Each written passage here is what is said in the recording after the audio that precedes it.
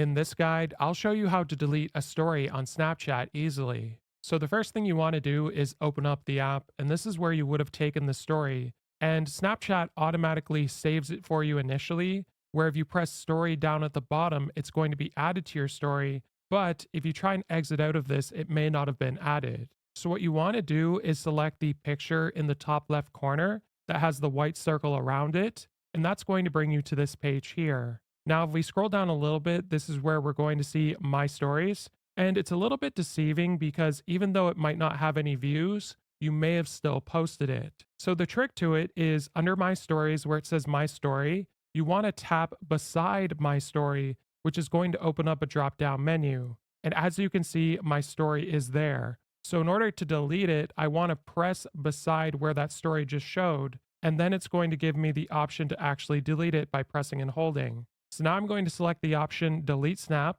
and it's going to ask you, do you want to delete this snap? I'm going to go to delete, and it's been fully deleted, and that entire image also just disappeared, so you know it's gone fully. If this video was helpful, like and subscribe, and we'll see you in the next one.